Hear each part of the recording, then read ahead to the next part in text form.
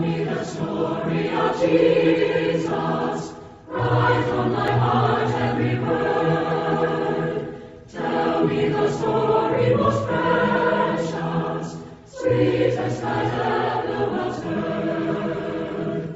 Love in that story so tender, clearer than ever I see. Say, let me read while you whisper, love in the ransom for me. Tell me the story most precious, sweetest that ever was heard.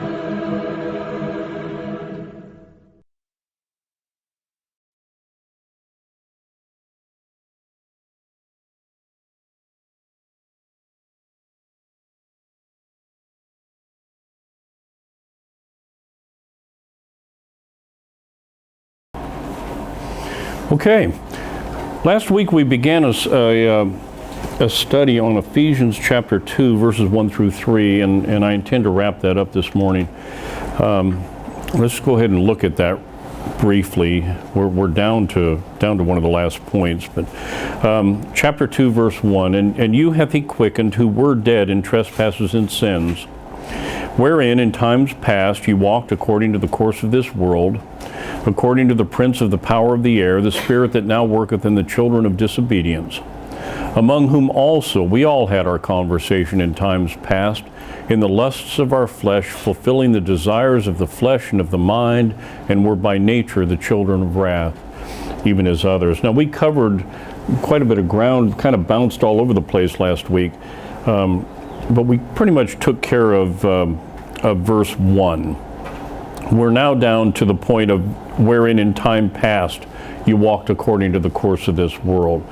At the time that these Ephesians were still spiritually dead, before they had been regenerated, notice, you hath he quickened who were dead in trespasses and sins, wherein, at the time that you were dead in trespasses and sins, you walked according to the course of this world. Each one of us has done that. Every one of us looking back at our lives can think of a time when we walked according to the course of this world. And they had done so as well. The demonstrative adjective this refers to the present world, this present world that we live in today, as opposed to the world that is to come, that we read about in verse 21 of Ephesians 1, where it says, far above all principality and power and might and dominion and every name that is named, not only in this world, but also in that which is to come. The world which is to come, Peter says that we look for a new heavens and a new earth wherein dwelleth righteousness. You're not going to find righteousness in this world. This world was cursed as a result of Adam's transgression in the garden, and you are simply not going to find righteousness in this world. It is the world to come where we will find righteousness, not here. This present world is defined over in Galatians chapter 1 and verse 4. This is one of the things that Christ came to save us from. Galatians 1:4 says, who gave himself for our sins that he might deliver us from this present evil world, according to the will of God and our Father. This world that we live in is evil, and we're going to discuss a little bit of why as we go through this morning. But don't expect this to be the righteous world. It's not. Now, the word according to, we walked according to the course of this world. According to is in a manner agreeing with, consistent with, or answering to, agreeably to. You walked in a manner agreeing with or consistent with the course of this world. Those that are unregenerate still walk according to, in a manner agreeing with the course of this world. That's what they do. The course means of time, events, or action, habitual or ordinary manner of procedure. A way, a custom, a practice, a course of nature, the ordinary procedure of nature, the natural order, especially in regard to its consistency or regularity. There's a course out there. There's a way, there's a manner that unregenerate people live.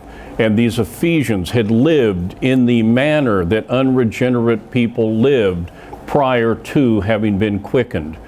We do the same. We do the same. They walked in a manner agreeing with the way, the custom, the practice of this world. Over in Matthew chapter 7, Jesus had an interesting thing to say. This is one of those verses that used to puzzle me back when I was a missionary Baptist, as a youngster, and I would read this verse, and it just never seemed to make sense to me until I found this church, and then it made all kinds of sense to me. In Matthew chapter 7, in verse 13, Jesus says, "Enter ye at the strait gate. For wide is the gate, and broad is the way that leadeth to destruction, and many there be which go in thereat. Because strait is the gate, and narrow is the way which leadeth unto life, and few there be that find it." And I used to think, I would look around at all the people that believed the same doctrine in essence that I did, and I thought, well, that doesn't look like few. It doesn't look like few there be that find it. They're all over the place. And then I discovered this doctrine. God opened my eyes to the doctrine, and now I see few there be that find it. The narrow way, but the people that walk according to the course of this world are walking in the broad way. They're not walking in that narrow way. And that's the way, the custom, and the practice of most folks. That's the way most people live. John Gill said, "Great is the force that prevailing customs have over men." And it's true. The prevailing customs have a huge sway on people. As a result, this world generates certain abominable ways and customs and practices that people follow. I want you to turn to Leviticus chapter 18. God gave some instructions through Moses, and he wrote them here in Leviticus. I know it's a long reading, but it's well worth the time. And as we read this, I want you to think about the course of this world. You will see in this passage God arguing against the course of this world. And I'll point out a few things as we go. Chapter 18 of Leviticus. "And the Lord spake unto Moses, saying, Speak unto the children of Israel, and say unto them, I am the Lord your God. After the doings of the land of Egypt, wherein ye dwelt, shall ye not do, and after the doings of the land of Canaan, whither I bring you, shall ye not do, neither shall ye walk in their ordinances. Ye shall do my judgments, and keep mine ordinances, to walk therein. I am the Lord your God. Ye shall therefore keep my statutes and my judgments, which if a man do, he shall live in them. I am the Lord. None of you shall approach to any that is near of kin to him, to uncover their nakedness. I am the Lord." People say, what in the world does that mean? Uncover their nakedness. What do you do when you uncover somebody's nakedness? Well, there's only, you search the word nakedness up, there's several passages, but there's only one that explains it. There's only one that says anything about it. And it's found over in Exodus. Keep your finger here. Exodus chapter 28 and verse 42. And it deals with the priests.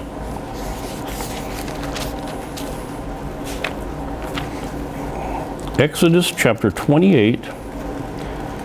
Let's start at verse 40 to get the context. "And for Aaron's sons," these would be the priests, "thou shalt make coats, and thou shalt make for them girdles and bonnets, shalt thou make for them for glory and for beauty, and thou shalt put them upon Aaron thy brother and his sons with him, and shalt anoint them, and consecrate them, and sanctify them, that they may minister unto me in the priest's office. And," now watch this, "thou shalt make them linen breeches," or breeches if you've got a Geneva Bible, "to cover their nakedness." This is going to cover these priests. This is what covers the priest's nakedness, okay? Linen breeches to cover their nakedness, from the loins even to the thighs they shall reach. Okay, well, what in the world does that mean? The word loins here, the Hebrew that's translated loins, means the small of the waist. And the thigh is the big thick bone in your leg, right? Goes down to about your knee. If you cover the priest from the waist to about the knee, you've covered his nakedness. All right? Well, that's a priest, that's the man. What about the woman? What does that cover? When you think of, okay, it covers the big leg bone, but what else does it cover? It covers his private parts, right? You cover up the private parts down to the knee. Well, what do you do with a woman?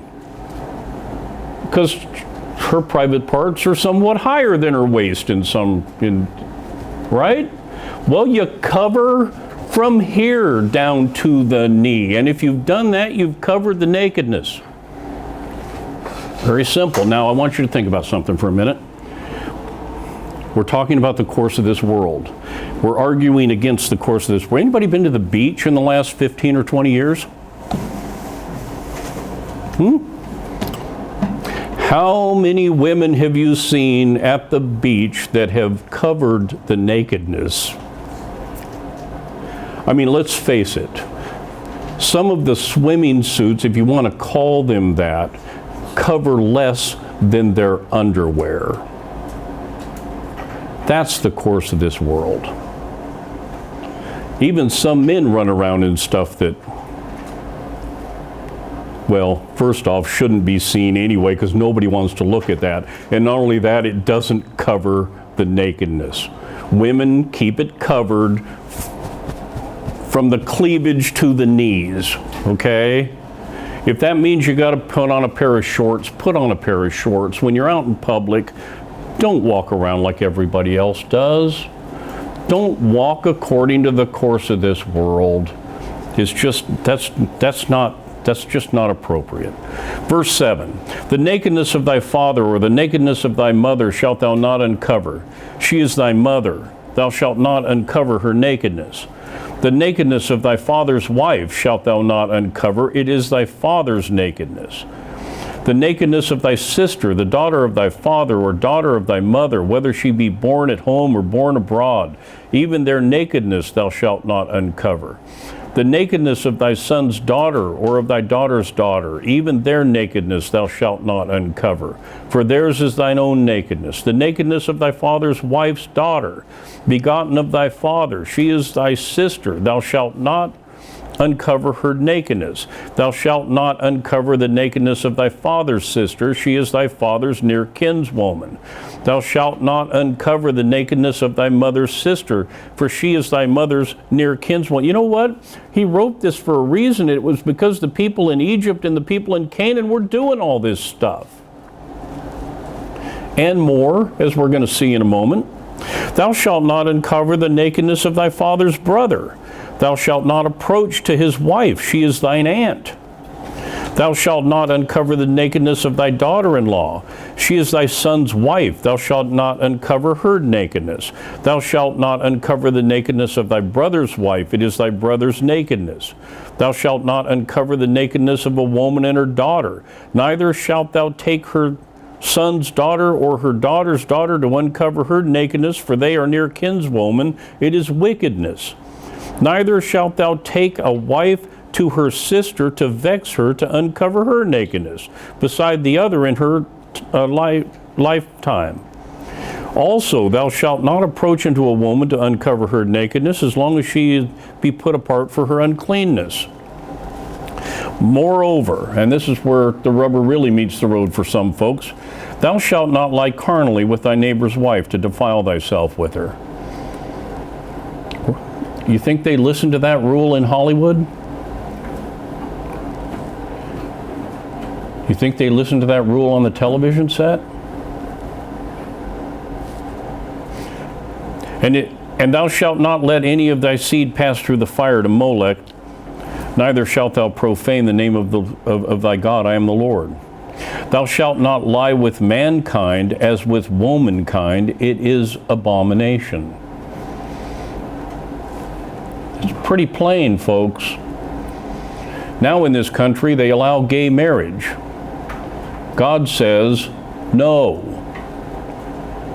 Neither shalt thou lie with any beast to defile thyself therewith. Neither shall any woman stand before a beast to lie down thereto. It is confusion. Defile not ye yourselves in any of these things, for in all these the nations are defiled, which I cast out before you. And the land is defiled, therefore I do visit the iniquity thereof upon it, and the land itself vomited out her inhabitants. Ye shall therefore keep my statutes and my judgments, and shall not commit any of these abominations, neither any of your own nation, nor any stranger that sojourneth among you. For all these abominations have the men of the land done, which were before you, and the land is defiled. Now think about this. This is what was going on in those lands at the time that it was overthrown by God. Is there any question as to why we may be overthrown as a result of what we're doing here? We doing anything different than the nations did before? No. We're doing the same stuff, and we're advertising it, and we're promoting it. Not in the church, but out there in the world, and that is called walking according to the course of this world. Looking to the world to find out what you should be doing. For whosoever shall commit any of these abominations, even the souls that commit them, shall be cut off from among their people. Therefore shall ye keep mine ordinance, that ye commit not any of these abominable customs which were committed before you, and that ye defile not yourselves therein. I am the Lord your God. Turn over to Jeremiah chapter 10.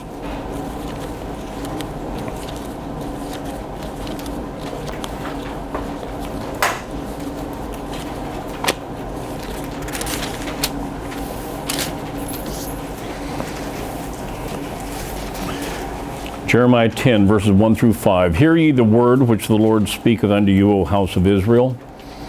Thus saith the Lord, learn not the way of the heathen, and be not dismayed at the signs of heaven, for the heathen are dismayed at them.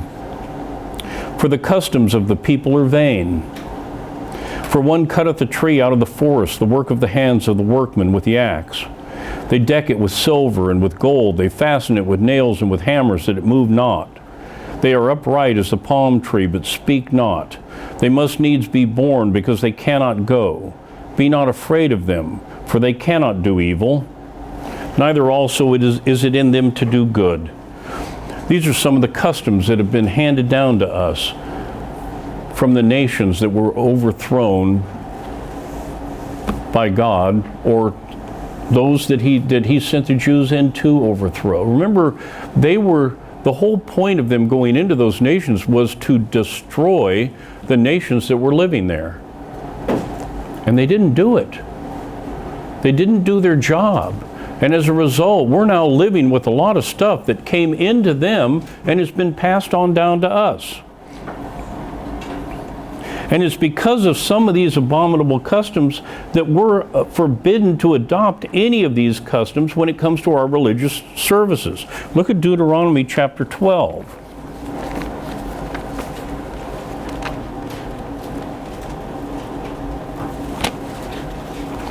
Verses 29 through 32.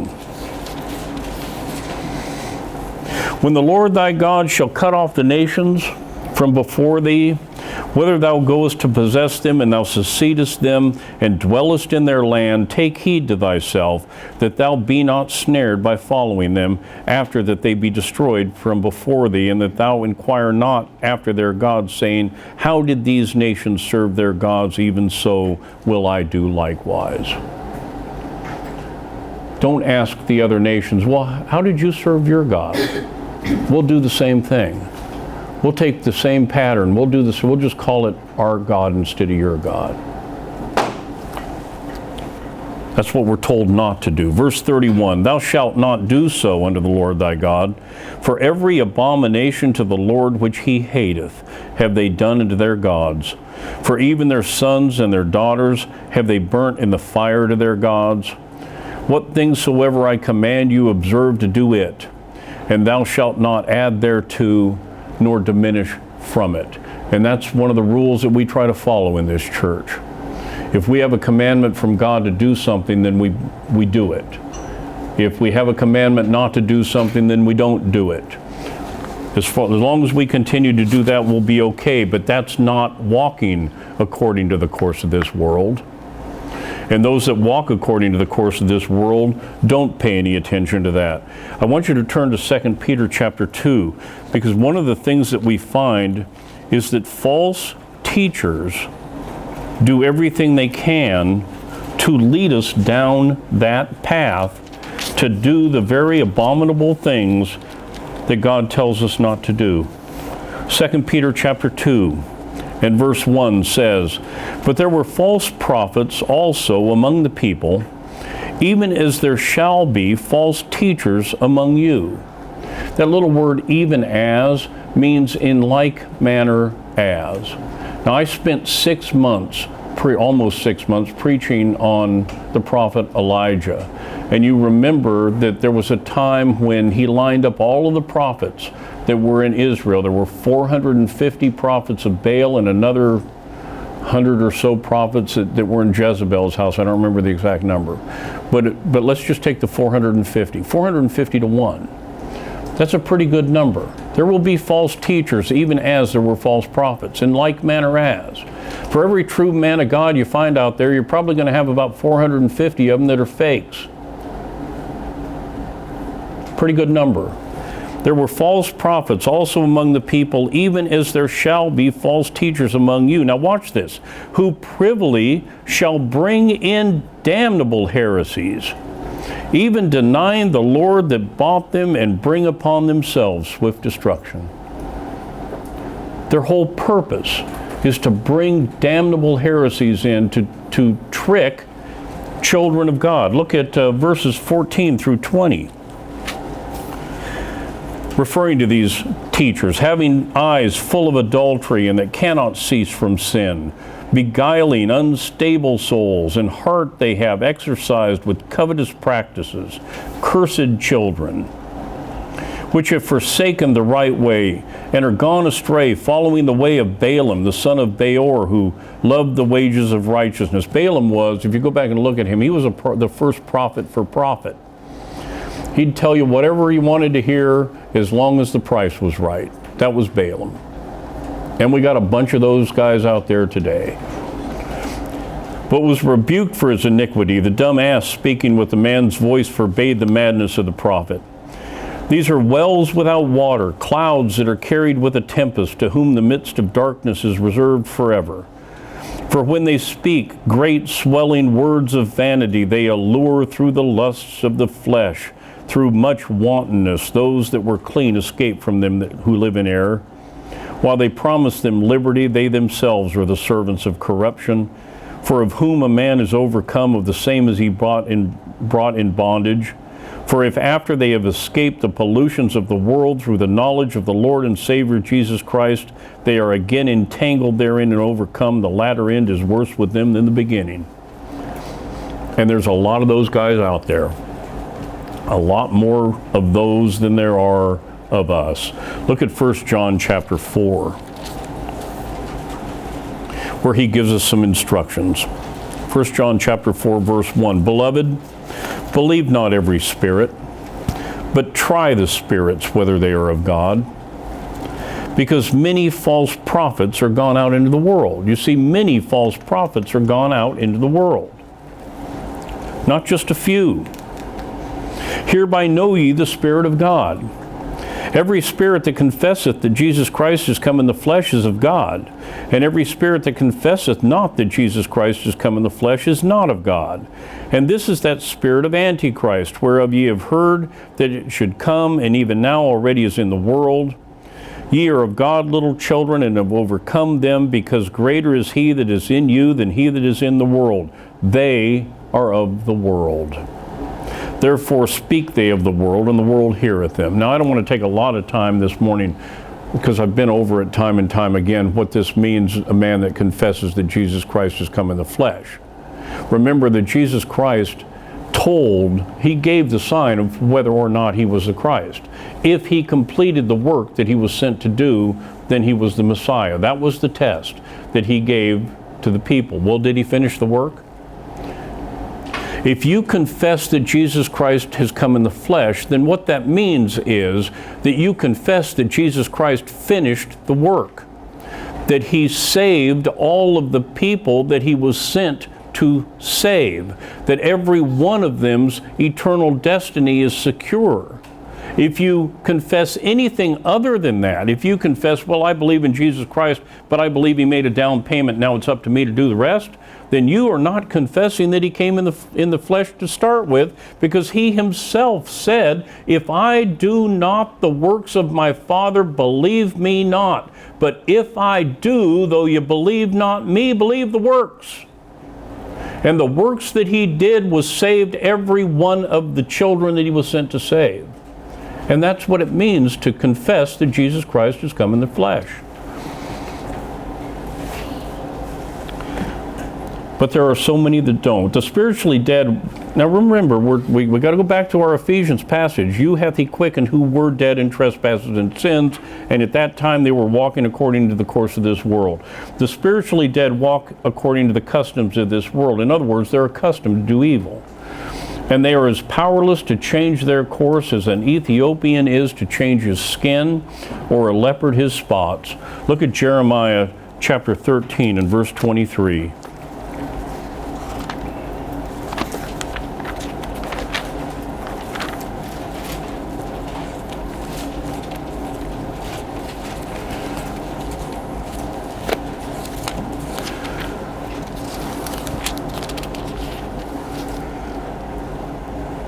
Can the Ethiopian change his skin, or the leopard his spots? Then may ye also do good that are accustomed to do evil. So the day that a black man can turn white, or the day that a leopard can become a panther by the activity of their own work or the activity of their own will, then I'll believe that free will doctrine. But until then, you cannot change nature. You cannot take bad nature and turn it into good nature by your own activity. You can't do it. Any more than a black man can turn white, or you can change a cat into a dog. You can't do it.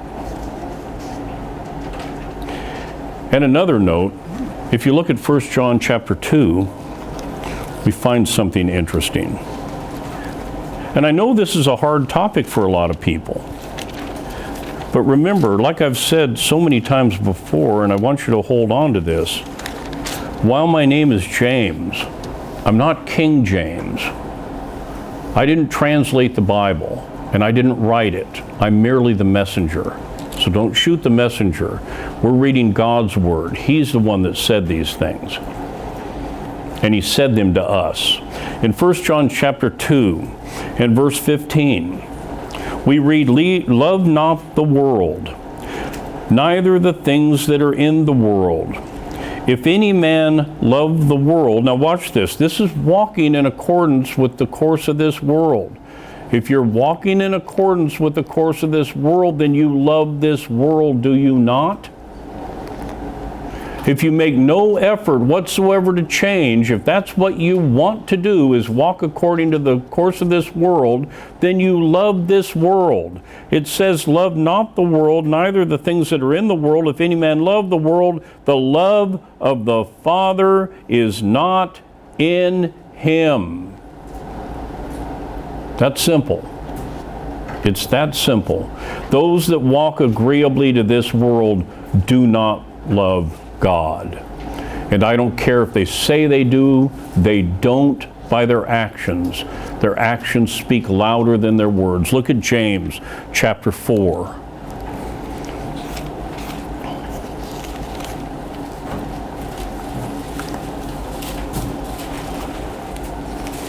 And verse 4. Ye adulterers and adulteresses, know ye not that the friendship of the world is enmity with God? Whosoever therefore will be a friend of the world is the enemy of God. And I can't say it any plainer than that. If you're a friend of this world, you're an enemy of God. And the spiritually dead are friends of this world. and they're at enmity with God. Look at Romans chapter 8.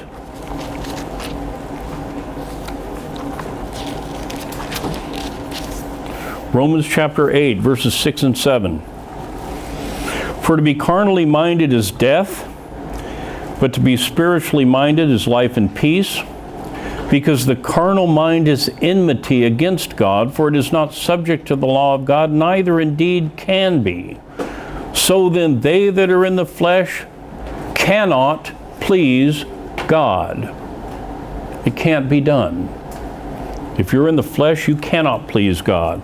And this is why over in Romans chapter 3 and verse 17 it says, in the way of peace they have not known. Well, of course they don't know the way of peace, because they cannot please God. It was when we were in this condition. I want you to understand something. When we were in this condition, haters of God, at enmity with God, not subject to the law of God, under the wrath of God, when we were in that condition, we read in Romans chapter 5 and verse 10, for if, when we were enemies, we were reconciled to God by the death of his Son, much more being reconciled, we shall be saved with his life. You see, Jesus Christ died for us when we were his enemies, not when we were trying to be his friends. He paid the price for us when we were deserving of wrath, and saved us from something that we deserve. If I die tonight and end up in hell, I will be exactly where I deserve to be. And no one knows that better than I do. And if I end up anywhere else, it's only by the grace of God. Because I certainly never did anything to deserve anything other than that. And that's what awaits all of those that walk according to the course of this world, that are unregenerate. In 1 John chapter 2 and verse 16, it describes what it is that determines this practice.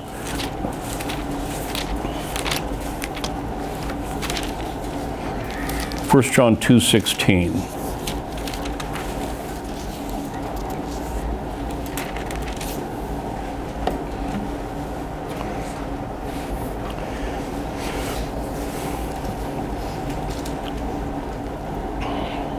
For all that is in the world, the lust of the flesh, and the lust of the eyes, and the pride of life, is not of the Father, but is of the world.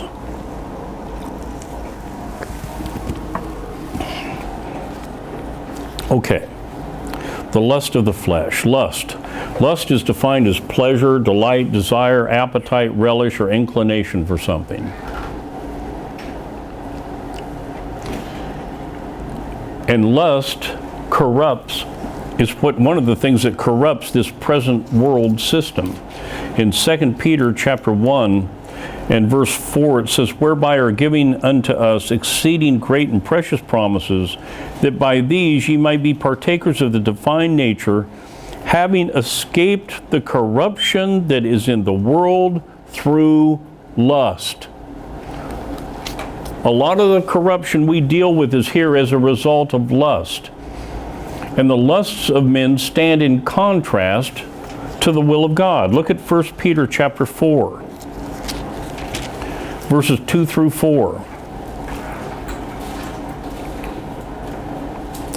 That he no longer should live the rest of his time in the flesh to the lusts of men, but to the will of God. You see, it's in contrast. It's a contrary thing. For the time past of our life may suffice us to have wrought the will of the Gentiles when we walked in lasciviousness, lusts, excess of wine, revellings, banquetings, and abominable idolatries, wherein they think it strange that you run not with them to the same excess of riot, speaking evil of you. You know, that's a common thing. Somebody all of a sudden finds the truth and gets into the church and joins the church, and the next thing you know, they're not running like they used to. They're not hanging out with the same people that they used to. They're not running to the same excesses that they used to, and then people not only make fun of them, but run them down for it. Any of you ever had that happen to you? Well, guess what? Peter told us it would happen. If it happened, it's a fulfilled prophecy, folks.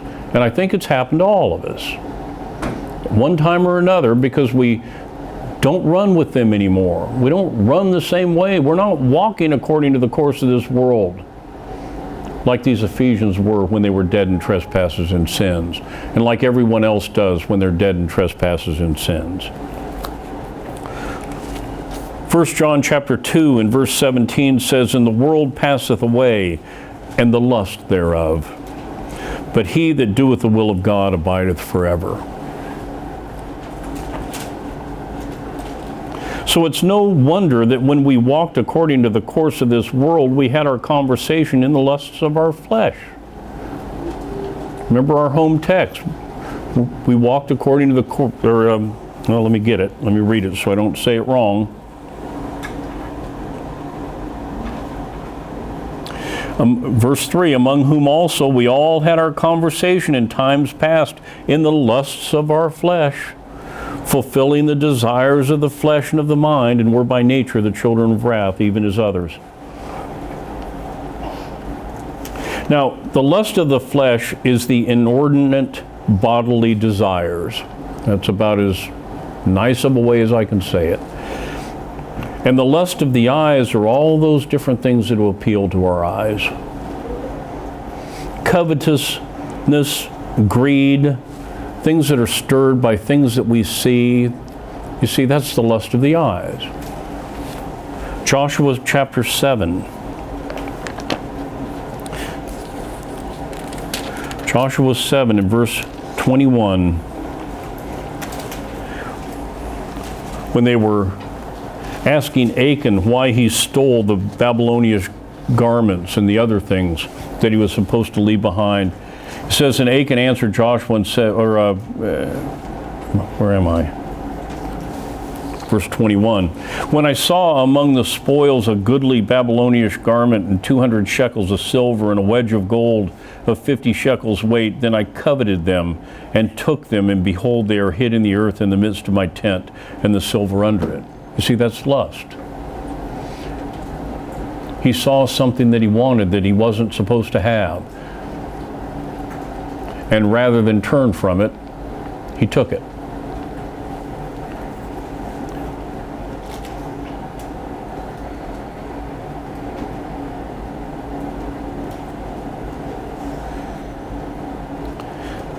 Look at Proverbs chapter 23 and verse 5.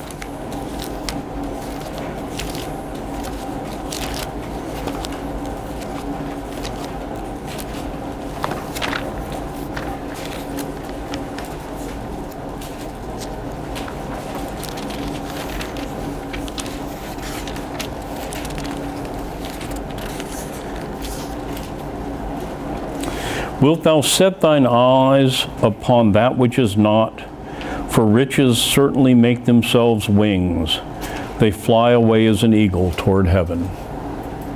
If you ever make the horrible mistake of looking at the money you got in the bank and relying on that to get you through, don't be surprised if something happens and you lose it all. Look to God to get you through things. It's nice to have savings. I'm not saying that you should live down to the last nickel that you got in the bank. You should put money away for a rainy day if God wills you and you're able to do it. But don't rely on that. Don't think that that's your God, because the minute you do, something will happen and you'll lose it. You'll be back down to being penniless again. And I've seen that happen over and over again, and that's because of lust. Look at Psalm 119 and verse 37, where we read, "Turn away mine eyes from beholding vanity, and quicken thou me in the way." Now think about something for a minute. We're talking about the lust of the eyes. What do you think the advertising companies in the world work on? When you see the ads on television, what do you think they're trying to appeal to the lust of the eyes? Of course they are. And we're going to see why in just a minute. But let's get to this other one. Look at Jeremiah chapter 9.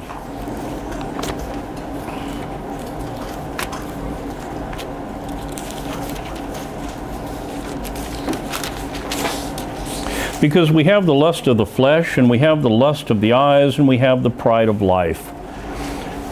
And let's look at this. Jeremiah chapter 9, beginning at verse 23. Thus saith the Lord, let not the wise man glory in his wisdom, neither let the mighty man glory in his might. Let not the rich man glory in his riches, but let him that glorieth glory in this, that he understandeth and knoweth me, that I am the Lord which exercise loving kindness, judgment, and righteousness in the earth, for in these things I delight, saith the Lord.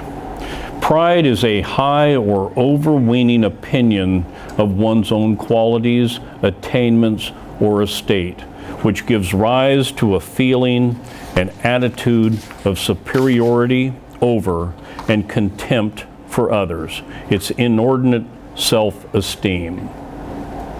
When people start thinking too highly of themselves because of their education, or because of their attainments, or because of what their awards, or what people have patted them on the back for, when they start to feel that they are so much better than the rest of the rabble below them because of something that they have attained, look out.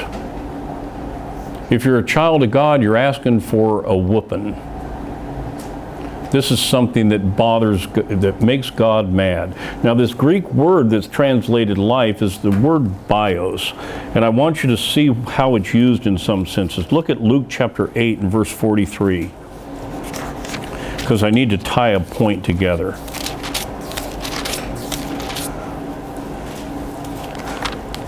Luke chapter 8 and verse 43. And a woman having an issue of blood 12 years, which had spent all her living, the word living is bios, the Greek word for life, had spent all her living upon physicians, neither could be healed of any. Possessions. She spent all of her possessions. Look at Luke chapter 15 and verse 12.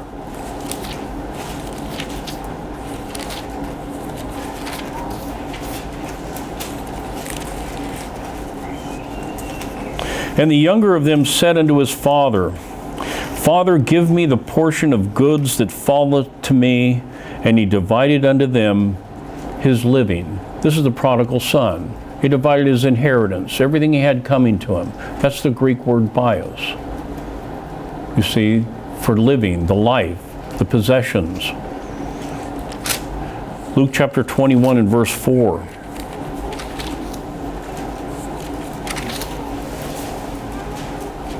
For all these have of their abundance cast into the offerings of God.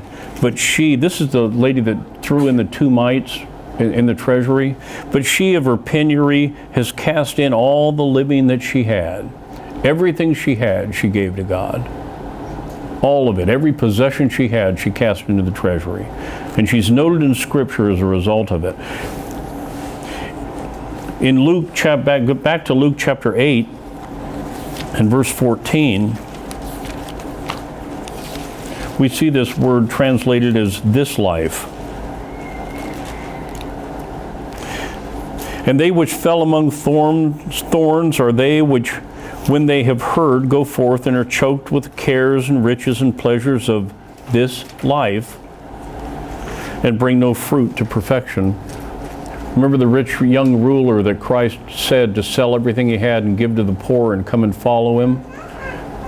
And the ruler went away sad because he had many possessions, was very wealthy. You see, this pride of life is talking about, to a great degree, a pride of the possessions that you have, the pride of the things that you own, putting all of your stock and all of your weight and all of the stuff that you got. And folks, it's stuff. It's just stuff. And that's what leads us into problems. Look at 2 Timothy chapter 2 and verse 4.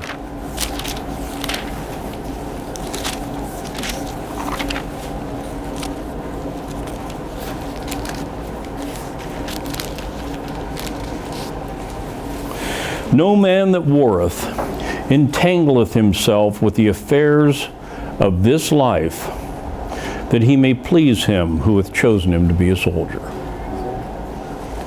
Wrapping yourself so much into everything else that, well, I'd like to get to church, but I got to do this, or I got to go here, or I got this business I got to deal with. I've got all these other affairs that I have to take part in. And so I can't give back 2 hours a week. Got too much other stuff going on. A.W. Pink said this. Well, before we get there, I want you to consider the priority that this world places on certain things. Okay? Remember, we're dealing with the lust of the flesh, the lust of the eyes, and the pride of life. Now think about this world that we live in. Look at the priority that this world places on food and on sex. Is it not everywhere? That's the lust of the flesh. How about money and what money can buy? Advertising and all the rest of that. That's the lust of the eyes. Education and advancement. That's the pride of life. That's how you get ahead. That's how you get rich. You go to school and you get your PhD, and then you get 17 other PhDs. And then you'll finally, at the age of 98, be able to make $1. When God could take this carpet and give more money to the carpet than he could to the guy with 17 PhDs. Now, I'm not saying there's anything wrong with education.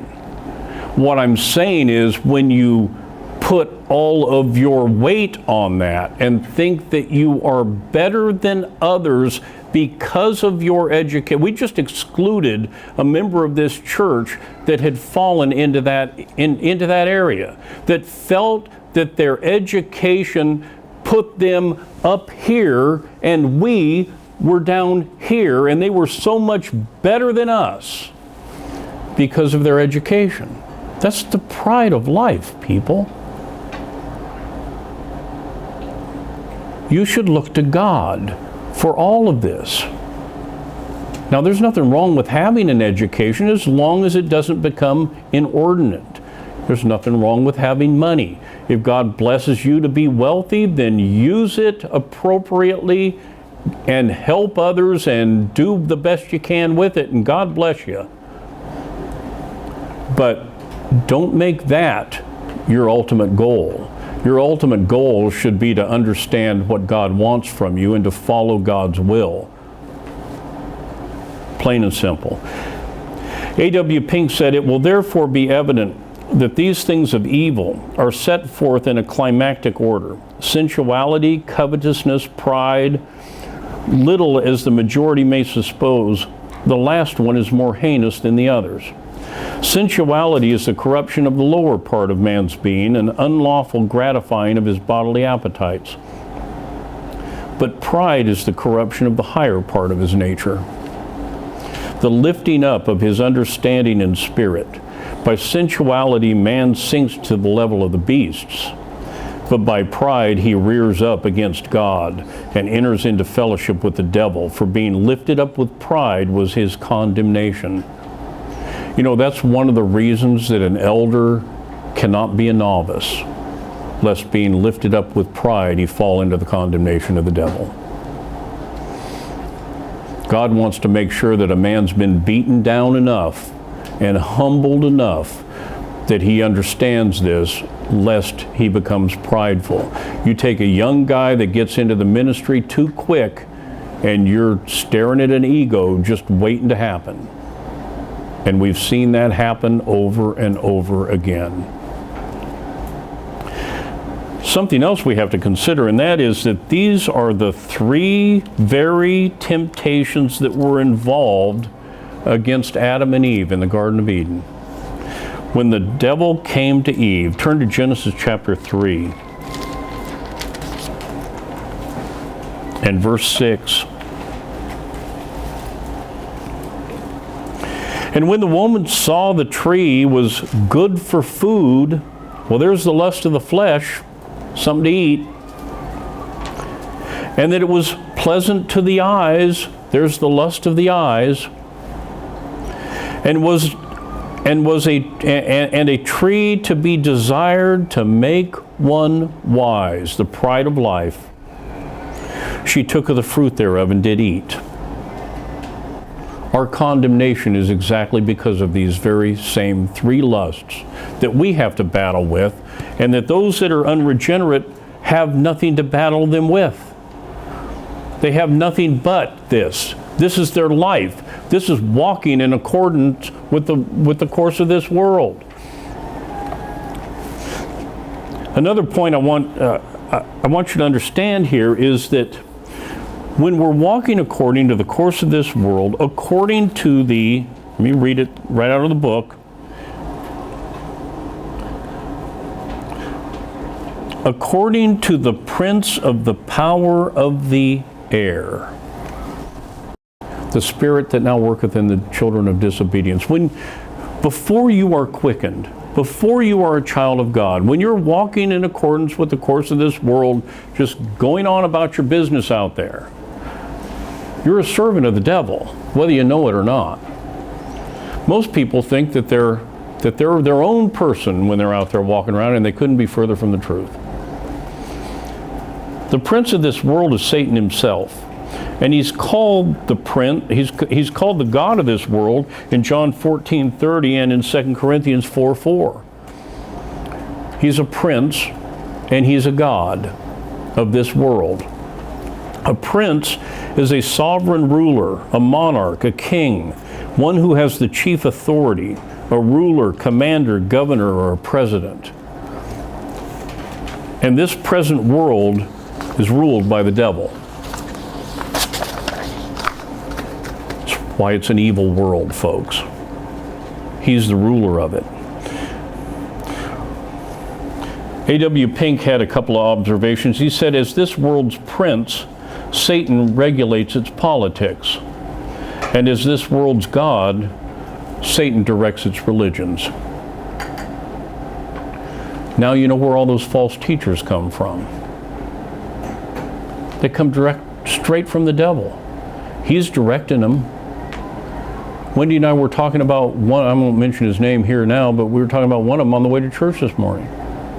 He doesn't know that he's standing up and selling the devil's religion, but he is. And he's doing a pretty good job of selling it, because that's what he's got. And the whole world, remember we're told over in Revelation chapter 12 and verse 9, we turn over there real quick.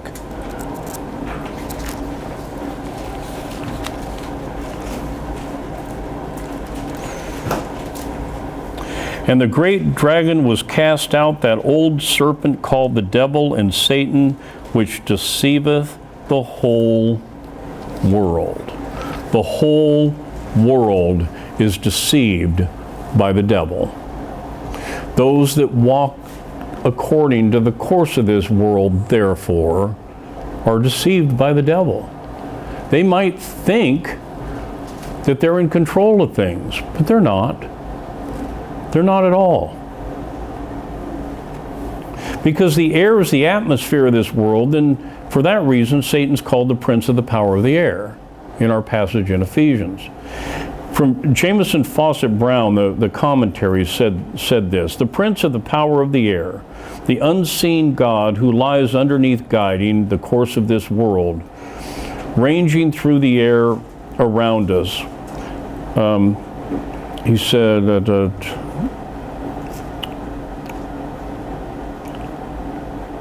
compare Mark 4:4, fowls of the air. He's got a bunch of comparisons in here, so I'm trying to break this down to where it just reads. Christ's ascension seems to have cast Satan out of heaven, Revelation 12, 5, 9, 10, and 12 through 13, where he had been heretofore the accuser of the brethren, as we read in Job 1, no longer able to accuse in heaven those justified by Christ, the ascended Savior. He assails them on earth with all trials and temptations, and we live in an atmosphere poisonous and impregnated with deadly elements. And that, in essence, is what happened. When Christ was resurrected, the devil was cast out of heaven. Can't go back there anymore. He's stuck down here now. And so he brings his war against us instead of appearing before the Most High, accusing us before him. And this explains why there's so much moral corruption out there in the airwaves. When you turn on the television set, when you turn on the radio, when you look at the computer, that's why there's so much of that stuff out there, because Satan controls it. That's his domain. Thank God that some truth actually gets out through there. It's hard to find, but it's there, some of it anyway. Satan's further described as a spirit that worketh in the children of disobedience. Why are they called the children of disobedience?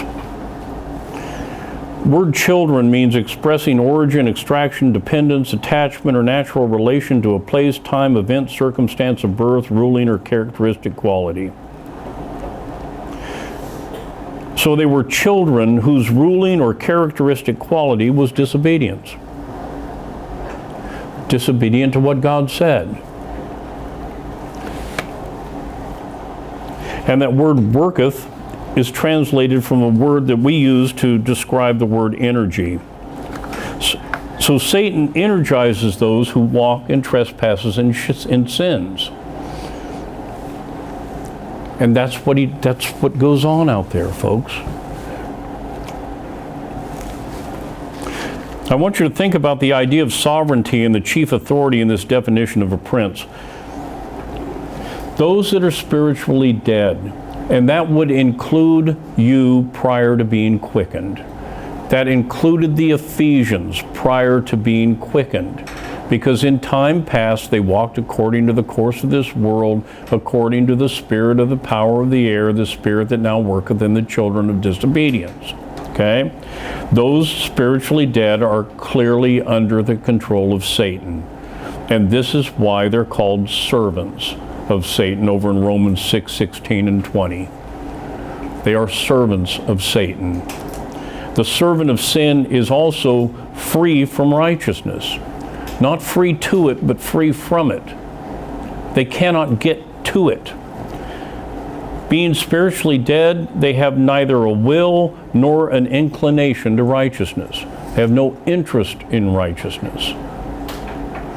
This is why there's a friction that's caused between the children of the world and the children of God, because the two different groups of people have their eyes on different things, are looking for different things. Now, they may try to appear righteous if they feel it will benefit them somehow. If they believe that somehow they're going to be more socially acceptable, then they'll try to walk as well as they can. But it's not to obey God, it's to benefit themselves.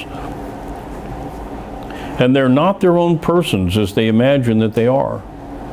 This is one of the reasons that sometimes when we've run across people that we thought were something that they weren't, and then all of a sudden we find out that they're not what we thought they were. I mean, some of the conversations from where I sit, some of the conversations I have with people that for years and years and years they were very friendly, and then all of a sudden, I mean, they turn into animals. Why? Well, they've turned themselves over to Satan. Satan doesn't much care for preachers, especially preachers that bash on him. And they become servants of him. And it's really an amazing thing to see.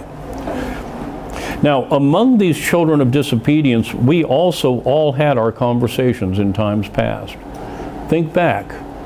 Think back before you understood the truth. Do you match up with one of these? Was your life in accordance with those that walked according to this course of the world? Mine was. I can only assume that others was. So we all had our conversations in time past.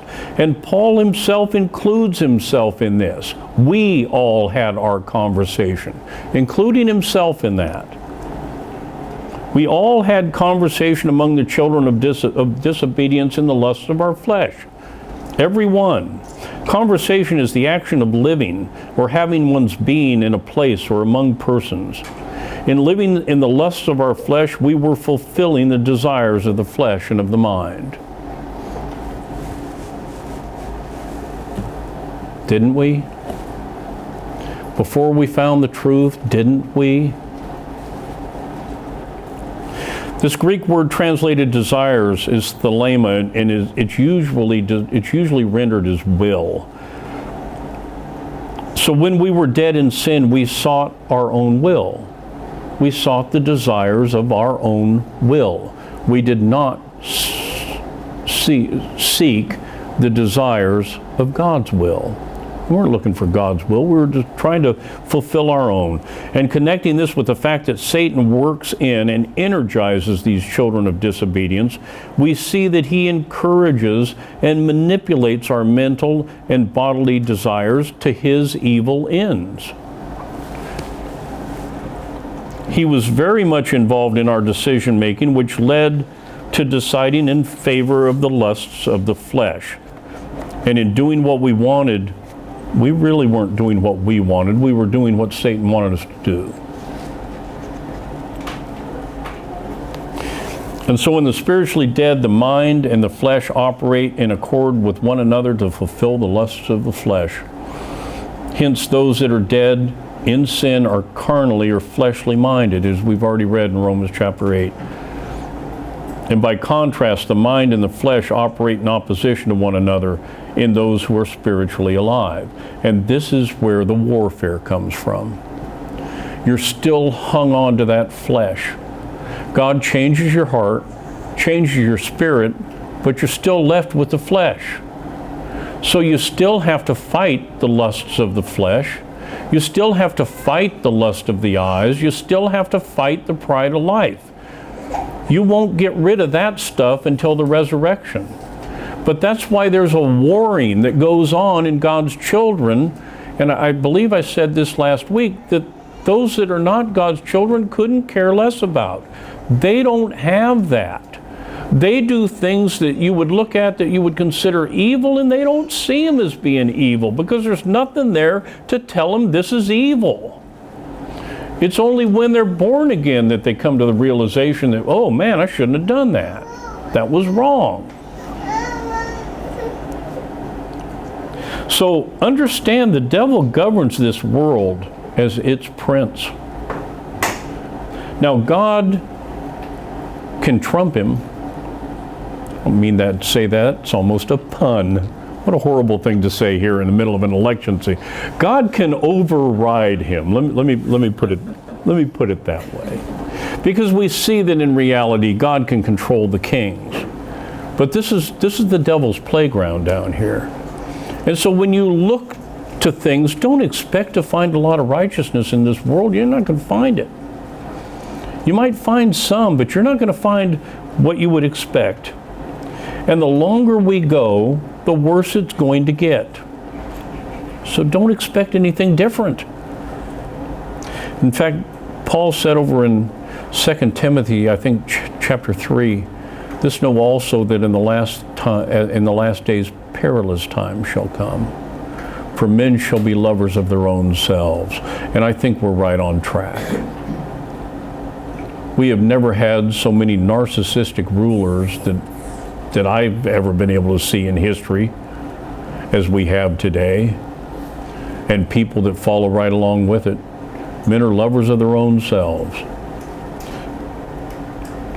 So, what does that mean for us? In order for a believer to live righteously, since we're stuck with this flesh, Since we have to deal with the lust of the flesh and the lust of the eyes and the pride of life just like everyone else, since we have to deal, how do we live righteously? What do we do? Number one, 1 John chapter 2 and verse 15 says this, "Love not the world, neither the things that are in the world. If any man love the world, the love of the Father is not in him." Don't put all of your strength and all of your desire into this present world. Hold it with a light grip. Keep your eyes on God. If He blesses you to have possessions, then that's fine, but He can also take them away. And the problem is sometimes people lose them, and then they completely lose their minds, and they lose their faith, and they walk out of the church. Because their eye wasn't on the church to start with, the eye was on the possessions. Love not the world or the things that are in the world. Romans chapter 12 and verse 2 says, "And be not conformed to this world, but be ye transformed by the renewing of your mind, that ye may prove what is that good and acceptable and perfect will of God." That's number one. That's one way that you can live righteously in this world. Number two, James chapter 4 and verse 7. And this one seems to trip people up probably more than anything else. They'll be under an attack by the devil, and they'll just stand there and take it when they don't have to. James chapter 4 and verse 7 says, "Submit yourselves therefore to God. Resist the devil, and he'll flee from you." Resist him. Run away early. 1 Peter chapter 2 and verse 11, and I don't know if this is the verse that I'm thinking of or not.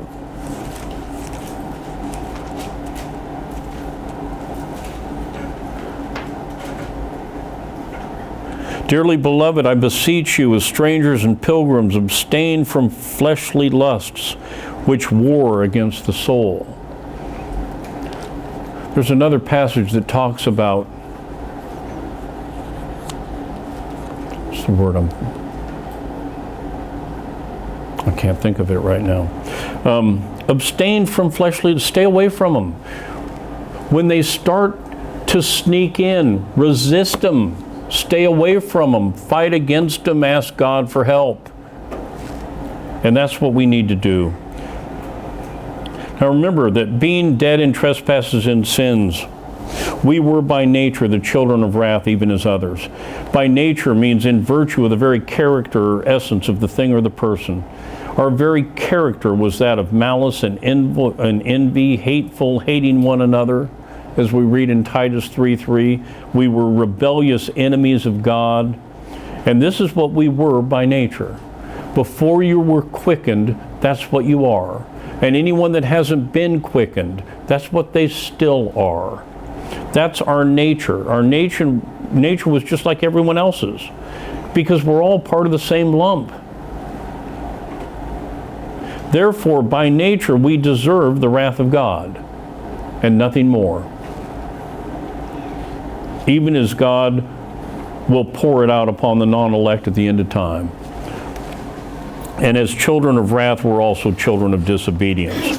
We were enemies of God, and will remain that way unless we're quickened. So, from these three verses that we looked at, it's evident that spiritually dead are not repenting and turning their way to God or Christ, are they?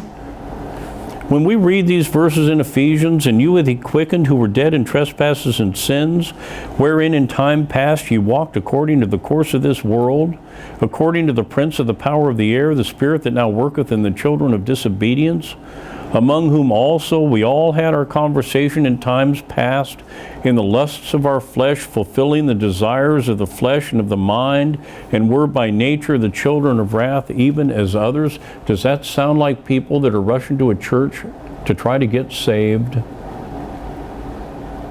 No. That's a description of the world. That's a description of all of us in times past. That's a description of many in times current. And it is not a description of anybody that's trying to run down the aisle and get saved. That's the farthest thing from their mind. If you are in this room today and you are one of those that is saved, it's not because of you. It's because of what we read in verse 4. But God, who is rich in mercy for his great love wherewith he loved us, even when we were dead in sins, hath quickened us together with Christ. By grace are ye saved. And if you're one that is a believer in the Lord Jesus Christ, then that means you are one of those that has been quickened. 1 John 5:1 says, whosoever believeth that Jesus is the Christ is born of God. It doesn't say they get born of God. It says they are born of God. John 5:24, verily, verily, I say unto you, he that heareth my word and believeth on him that hath sent me hath everlasting life, and shall not come into condemnation, but is passed from death unto life. You're already a child of God if you're a believer in the Lord Jesus Christ, and it is God that quickened you, and it is God that saved you. You didn't do it yourself because you didn't have the power. And with that, I thank you for your kind and patient attention this morning. Let's stand and sing the first 3 verses of number 154, Amazing Grace, and then we'll dismiss with prayer.